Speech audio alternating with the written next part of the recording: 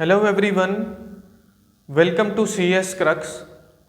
Computer networks में हम discussion कर रहे हैं स्विचिंग टेक्निक्स पर, जहां हमने सर्किट स्विचिंग के कॉन्सेप्ट को समझा, उसके साथ साथ हमने पैकेट स्विचिंग के कॉन्सेप्ट को समझा।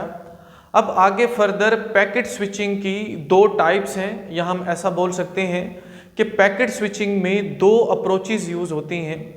पहली अप्रोच जिसे हम डाटाग्राम स्विचिंग बोलते हैं, और दूसरी अप्रोच जो कि है वर्चुअल सर्किट स्विचिंग।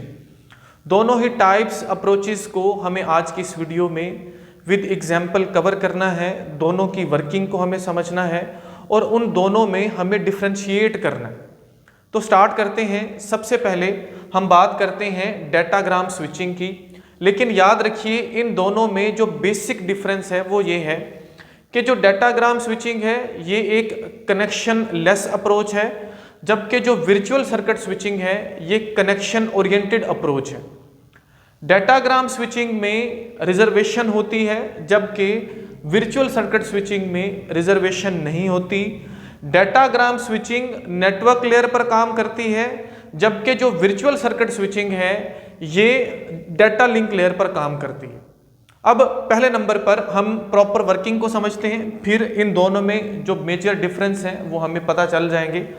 तो हम बात कर रहे हैं डाटाग्राम स्विचिंग की, जो कि पहली अप्रोच है। फॉर एग्जांपल ये एक नेटवर्क है। इस नेटवर्क में हमारे पास दो डिवाइसेस हैं A और Z, जो आपस में डाटा को ट्रांसफर करना चाहती हैं। लेकिन डाटाग्राम स्विचिंग से भी पहले याद रखिए कि ये बेसिकली पैकेट स्विचिंग की अप्रोच है। पैकेट स्विचिंग में कोई भी डाटा जो ट्रांसफर हो रहा होता है दो डिवाइसेस के दरमियान, उस डाटा को पूरे के पूरे को सेंड नहीं किया जाता, बल्कि उसको छोटे छोटे यूनिट्स में डिवाइड किया जाता है, जिसको हम पैकेट्स बोलते हैं। फॉर एग्जांपल हमारे पास एक डाटा है जो है 4 MB का, तो यहाँ पर उस डाटा को फर्दर छोटे छोटे पैकेट्स में डिवाइड कर दिया जाएगा। जैसे हमने यहाँ पर इसके 4 पैकेट्स बनाए, इसको 4 फर्दर छोटे यूनिट्स में डिवाइड कर लिया।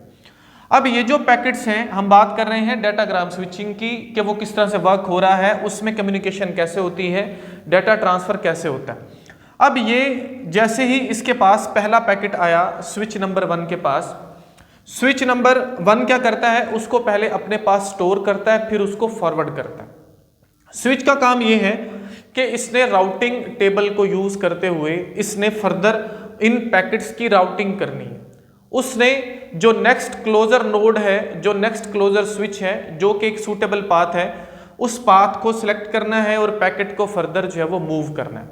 अब यहाँ पर एक बात को आपने याद रखना है कि अगर हमने इस पूरे डाटा को फर्दर 4 पैकेट्स में डिवाइड किया, तो इसमें जो हर पैकेट है, जैसे ये है पैकेट 1, ये है पैकेट 2, ये है पैकेट 3 और ये है पैकेट 4। अब हर पैकेट जो है ये एक इंडिविजुअल एंटिटी है।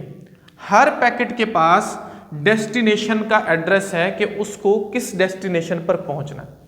अब वो सेम एड्रेस इसके पास भी है, इसके पास भी है, इसके पास भी है, इसके पास भी है। अब ये अलग एंटिटी के तौर पर यहाँ पर जो है इसको समझा जा रहा है। इसके पास सेंडर साइड का, डेस्टिनेशन साइड का एड्रेस है। इसको हम समटाइम डाटाग्राम भी बोलते हैं। यहाँ पर डाटाग्राम स्विचिंग में पैकेट की बजाय डाटाग्राम भी बोला जाता है। अब इस स्विच ने हो सकता है कि जो पैकेट 1 है उस पैकेट 1 को इस राउट से वो भेजे, मतलब स्विच 2 के पास भेजे। स्विच 2 फर्दर क्या करे, उस पैकेट 1 को कुछ इस तरह से डेस्टिनेशन के पास भेजे, डेस्टिनेशन की तरफ फॉरवर्ड करे, नेक्स्ट नोड मतलब जो स्विच लगा हुआ है उसकी तरफ फॉरवर्ड करे। और इसी तरह से जो पैकेट नंबर 2 है उसको इस तरह से स्विच नंबर 5 के पास भेजा जाए। जो पैकेट नंबर 3 है उसको भेजा जाए स्विच नंबर 4 के पास। और इसी तरह से जो पैकेट नंबर 4 है उसको भी भेजा जाए स्विच नंबर 2 से। और कुछ इस तरह से अलग अलग राउट से वो सभी पैकेट्स जो हैं वो इंडिविजुअली जो है वो ट्रैवल करते हुए, ये इसके पास आया, उसने उसको स्टोर किया, फॉरवर्ड किया, इसके पास गया, इसने उसको स्टोर किया, फॉरवर्ड किया, और फाइनली ये यहाँ पर डेस्टिनेशन पर जो है वो चारों के चारों पैकेट्स जो हैं वो पहुंचे। अब जब ये चारों के चारों पैकेट्स यहाँ पर पहुंचेंगे, तो यहाँ पर सबसे पहली चीज ये है कि जरूरी नहीं है कि ये सेम ऑर्डर में आए, जिस ऑर्डर में ये सेंडर साइड से भेजेंगे। ऐसा हो सकता है कि जो पैकेट नंबर 2 है वो पैकेट नंबर 2 पहले पहुंचे, उसके बाद पैकेट नंबर 3 आए, फिर पैकेट नंबर 1 आए और इस तरह से पैकेट नंबर 4 आए। अब जब सारे पैकेट्स यहाँ पर पहुंचेंगे तो जो डेस्टिनेशन पर जो डिवाइस लगी हुई है वो फर्दर इनको असेंबल करती है, मतलब इनको रीऑर्डर करती है, जिसको आप बोल सकते हो कि दोबारा से इनको जोड़ती है। जो भी इनका पैटर्न था उस पैटर्न में सभी पैकेट्स को जोड़कर इसको ओरिजिनल फॉर्म में, जो भी हमारा डाटा था उस फॉर्म में जो है इन सभी पैकेट्स को ले आती है। अब यहाँ पर पहली चीज़ ये है कि जब डाटा यहाँ से ट्रांसफ़र हुआ तो कहीं पर भी कोई भी कनेक्शन पहले से एस्टेब्लिश नहीं हुआ between sender and receiver.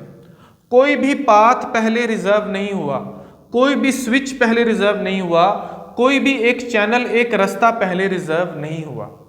Datagram switching. दूसरे नंबर पर यहां पर जो डाटा यहां से सेंड हुआ उसका कोई ऑर्डर नहीं, वो आउट ऑफ ऑर्डर है। कोई पैकेट पहले पहुंच गया, कोई पैकेट बाद में पहुंचा, कोई पैकेट उसके बाद पहुंचा, लेकिन जब वो डेस्टिनेशन पर पहुंचेगा उसको दोबारा से रीअसेंबल कर लिया जाएगा। हाँ, ऐसा भी पॉसिबल है कि यहां पर कुछ पैकेट्स ऐसे हों जो लॉस्ट हो जाएं। पैकेट लॉस जो है वो भी पॉसिबल है। अब पैकेट लॉस्ट जब होगा तो ये डिपेंड करता है डेस्टिनेशन वाली डिवाइस पर कि वो उसको दोबारा से उसकी रिक्वेस्ट करे और उस पैकेट लॉस्ट जो हुआ है उसको अपने पास वो हासिल करे, उसको गेन करे और फिर से पूरे डाटा को जो है वो असेंबल करे। जो प्रॉपर एक वर्किंग है ओवरसाई मॉडल में हमने समझी हुई है, उसमें हम नहीं जाएंगे। हम यहाँ पर समझ रहे हैं डाटाग्राम स्विचिंग के कॉन्सेप्ट को। और यहाँ पर एक और चीज़ पॉसिबल है, वो है डिले। डिले डिफरेंट तरह के हैं। डिले प्रोपगेशन डिले है, ट्रांसमिशन डिले है, इस तरह से क्यूइंग डिले है, नंबर ऑफ डिलेज हैं। जब यहाँ पर कोई पैकेट आता है वो उसको स्टोर करता है, उसके राउट को ढूंढता है, राउटिंग टेबल से फॉरवर्ड करता है, ये स्टोर करता है, ये उसको फॉरवर्ड करता है। कुछ इस तरह से डाटाग्राम स्विचिंग जो है ये वर्क करती है। अब हम बात करते हैं दूसरी टाइप की, दूसरी अप्रोच की। जो दूसरी अप्रोच है वो है वर्चुअल सर्किट स्विचिंग। अब वर्चुअल सर्किट स्विचिंग, उसके नाम से तो ऐसा लग रहा है कि जैसे यहाँ पर एक प्रॉपर सर्किट बनेगा वैसे ही जैसे हमने सर्किट स्विचिंग में बनाया था, लेकिन ऐसा बिल्कुल नहीं है। ये जो टेक्निक है, ये जो अप्रोच है, ये जो टाइप है पैकेट स्विचिंग की, ये कुछ ना कुछ सर्किट स्विचिंग से मिलती जुलती है, लेकिन डाटा यहाँ पर भी पैकेट्स की फॉर्म में जो है वो आगे हमारा ट्रांसफर होता है, एक्सचेंज होता है। सर्किट स्विचिंग में डाटा हमारा कॉन्टिन्यूअस जो है वो सेंड हो रहा था पूरे का पूरा, वहाँ पर डाटा सिग्नल्स की फॉर्म में हमारा जा रहा था, यहाँ पर डाटा पैकेट्स की फॉर्म में जाएगा। लेकिन थोड़ा सा वर्चुअल सर्किट को आप समझिए। अगर फॉर एग्जांपल ये हमारे पास वही 4 MB का एक डाटा है, इसको इस डिवाइस से जो कि सेंडर है इससे रिसीवर तक पहुँचना है, तो होगा कुछ यूँ कि ये पहले आएगा इस स्विच के पास। अब यहाँ से एक पैकेट पहला, जिसको हम बोलते हैं ग्लोबल पैकेट, क्या बोलते हैं जी, ग्लोबल पैकेट, वो ग्लोबल पैकेट सबसे पहले मूव करेगा इन सभी डिवाइसेस से, इन सभी स्विचेस से होता हुआ वो पहुंचेगा डेस्टिनेशन के पास। जब वो डेस्टिनेशन के पास पहुंचेगा तो जिस रास्ते से भी वो गुजरा, वो गुजरते हुए उस पूरे रास्ते में मौजूद जो स्विचेस थे, जो डिवाइसेस थी, उन सबको उसने क्या कर लिया, उसने रिजर्व कर लिया। जब उसने उन सभी डिवाइसेस को उस पूरे पाथ में मौजूद जो भी चीज़ें ज़रूरी हैं डाटा के ट्रांसफ़र के लिए, वो स्विचेस हैं, वो पाथ में हमारे पास आप बोल सकते हो कोई CPU है, कोई ऐसी डिवाइस है जो ट्रांसमिशन के लिए यूज़ हो रही है, उसने क्या किया, उनको रिजर्व कर लिया। जब उसने रिजर्व कर लिया तो यहाँ पर एक कनेक्शन एस्टेब्लिश हो गया। अब कनेक्शन जब एस्टेब्लिश हुआ तो उसके बाद जो बाकी के पैकेट्स होंगे, जैसे फॉर एग्जांपल यहाँ पर 3 पैकेट्स हमारे बच गए, वो बाकी के पैकेट्स एक सीक्वेंस में, एक तरतीब में मूव करेंगे और उसी पाथ से होते हुए जो कि रिजर्व था, वो जो कनेक्शन बना हुआ था, उससे होते हुए वो सारे के सारे कहाँ पर पहुँचेंगे, डेस्टिनेशन के पास पहुँचेंगे। लेकिन जैसे यहाँ पर हर पैकेट को एक इंडिविजुअल एंटिटी समझा जा रहा था, हर पैकेट के पास एक हेडर लगा हुआ था, हेडर मीन्स उसके पास डेस्टिनेशन का एड्रेस या जो भी इंफॉर्मेशन होती हैं वो हर एक के साथ अलग से अटैच थी, ऐसा नहीं होगा। उसमें एक हेडर लगा हुआ है ग्लोबल पैकेट के साथ जो पहले पहुंचा, और दूसरा हेडर लगा हुआ है उन सभी पैकेट्स के साथ जो बाद में ट्रेवल कर रहे हैं, उनका एक ही हेडर, वहां से होते हुए उन्होंने मूव किया और वो पहुंच गए कहां पर, अपने डेस्टिनेशन पर।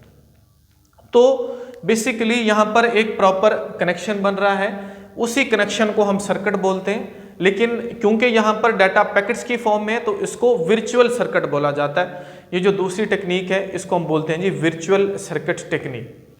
अब इन दोनों के बारे में थोड़ा सा अगर हम समझें, इनमें अगर हम डिफरेंस देखें तो मैंने पहले बताया डाटाग्राम एक कनेक्शन लेस अप्रोच है और जो वर्चुअल सर्किट है ये कनेक्शन ओरिएंटेड अप्रोच है। डाटाग्राम स्विचिंग में रिजर्वेशन होती है, वर्चुअल सर्किट स्विचिंग में रिजर्वेशन नहीं होती। डाटाग्राम स्विचिंग में जितने भी हमारे पास पैकेट्स होंगे हर एक को इंडिविजुअल एक एंटिटी कंसीडर किया जाता है, हर एक के पास खुद का डेस्टिनेशन एड्रेस मौजूद होता है, हेडर होता है, जबकि वर्चुअल सर्किट स्विचिंग में ऐसा नहीं होता।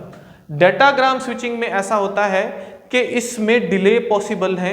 डिले इसलिए पॉसिबल है क्योंकि जिस भी डिफरेंट रूट से जब ये जाएंगे तो असेंबल होते होते एंड तक पहुंचते पहुंचते जो है यहाँ पर नंबर ऑफ डिलेज पॉसिबल हैं, जबकि वर्चुअल सर्किट स्विचिंग में डिलेज कम हैं या नहीं है एज कंपेयर्ड डाटाग्राम स्विचिंग। इसी तरह से जो डाटाग्राम स्विचिंग है इसमें जो हेडर ओवर हेड है वो ज्यादा है, जबकि जो वर्चुअल सर्किट स्विचिंग है इसमें हेडर ओवरहेड कम है। वो किस तरह से, अब जितने भी पैकेट्स थे हर एक के साथ एक हेडर अटैच्ड है जिसमें डेस्टिनेशन का एड्रेस है, सेंडर का एड्रेस है, पोर्ट नंबर वट जो भी चीजें हैं वो हर पैकेट के साथ अलग अलग अटैच्ड है। अब ये जो हेडर है ये बिल्कुल ऐसे ही है जैसे अगर मैंने किसी को कोई खत भेजना है तो मैं उसके साथ उसका इन्वेल्प लगाता हूं। जो इन्वेल्प है वो बेसिकली क्या है, वो बेसिकली एक इजाफी चीज है। एक खत था 4 पेजेस का जिसके लिए एक ही खत ऊपर जो हमारे पास इन्वेल्प होता वो एक ही लगना था। मैंने उस खत के 4 टुकड़े किए, ठीक है, किसी को भेजने के लिए। जब मैंने 4 टुकड़े उस खत के किए तो हर टुकड़े के साथ मुझको एक अलग से इन्वेल्प लगाना पड़ा, तो उसमें जो इन्वेल्प ओवरहेड है वो ज़्यादा था। यहाँ पर जो हेडर्स का ओवरहेड है वो ज़्यादा है डाटाग्राम स्विचिंग में, जबकि वर्चुअल स्विचिंग में ऐसा नहीं है। हाँ, मगर जो एफिशिएंसी है वो डाटाग्राम स्विचिंग की ज़्यादा है किससे, वर्चुअल सर्किट स्विचिंग से। उसकी वजह ये है कि जब आप रिजर्वेशन करते हो तो वो ऐसा टाइम जब आप आपस में कम्युनिकेट नहीं कर रहे, डाटा ट्रांसफ़र नहीं कर रहे, उस टाइम में भी वो सभी डिवाइसेस, वो चैनल जो हैं वो रिजर्व रहते हैं और इस तरह से बहुत सारी चीज़ों का वेस्टेज होता है। इस वजह से उसकी एफिशिएंसी कम है एज़ कंपेयर्ड डाटाग्राम स्विचिंग।